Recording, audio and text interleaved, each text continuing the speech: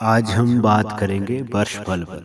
केवल एक ग्रह से वर्षफल का आकलन नहीं करना चाहिए।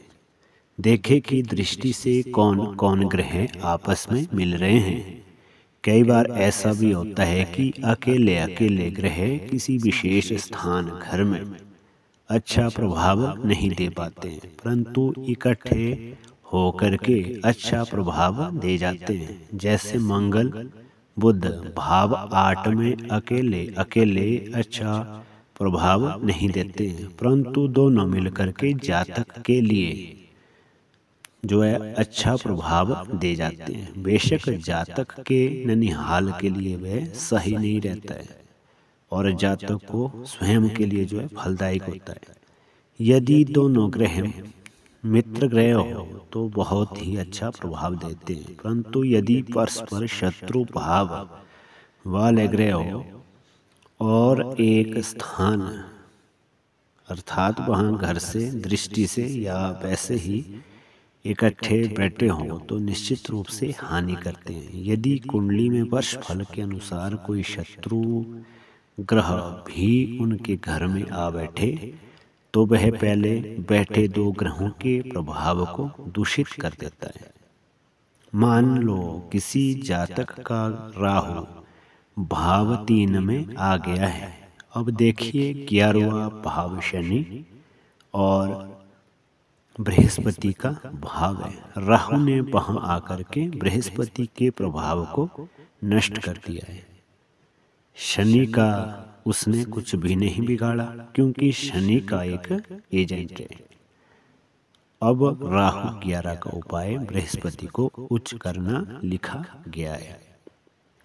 इसी प्रकार अन्य घरों में यह अवश्य देखे कि वह घर किस किस ग्रह का घर है और वे ग्रह किस स्थिति में आकर के यहाँ बैठे हैं। यदि नीच स्थान पर बैठे हैं और उन्हें उच्च करना है तो विशिष्ट प्रकार के कोई उपाय अपनाएं। जैसे भाव 1 सूर्य जमा मंगल का पक्का घर है।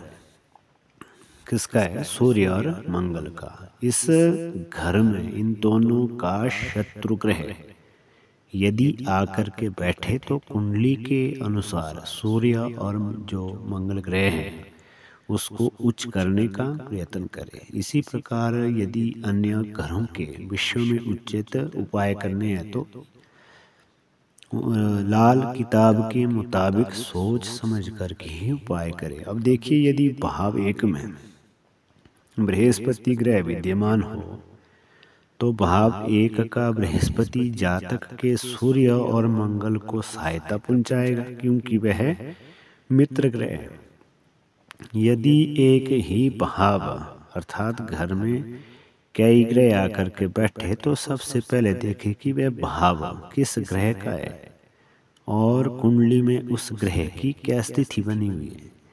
यदि वह नीच स्थान पर पड़ा है तो उसका उपाय करें और उसके बाद देखें कि उस भाव में उस ग्रह के मित्र कितने और शत्रु कितने।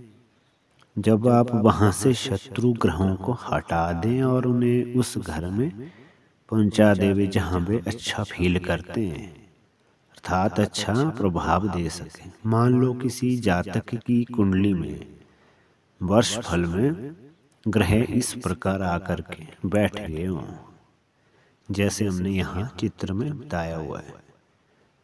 अब आप देखें भाव 1 सूर्य और मंगल का पक्का घर है, उसमें राहु आकर के बैठ गया है। भाव 7 में 6 ग्रह आकर के बैठे हैं,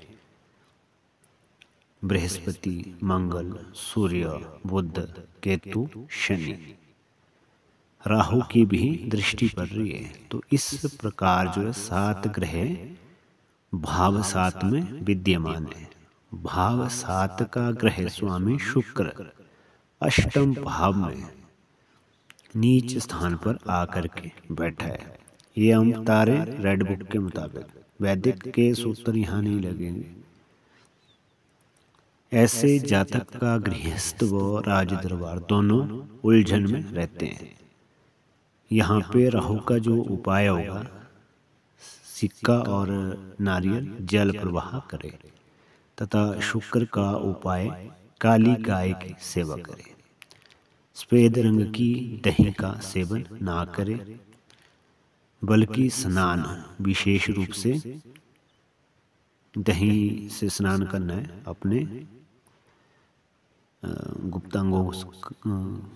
गुप्तांगों का, जिससे जो है शुक्र प्रबल हो जाता है। बृहस्पति, मंगल, सूर्य तीनों शुक्र के शत्रु ग्रह हैं। उन्हें वहां से हटा करके धर्म स्थान में पहुंचा देना है। राहु का उपाय पहले हमने बता दिया है। राहु भी शुक्र का शत्रु ग्रह है। केतु का जो भाव है 12 में जो है उसको स्थापित करना है। अब भाव 7 में केवल शनि और बुध 2 ग्रह शेष रह गए हैं। दोनों शुक्र के मित्र ग्रह हैं। यदि जातक श्राव, मांस, अंडा पर स्त्री गमन से दूर रहेगा तो उसका जीवन सुखमय रहेगा और वह धनवान बनेगा।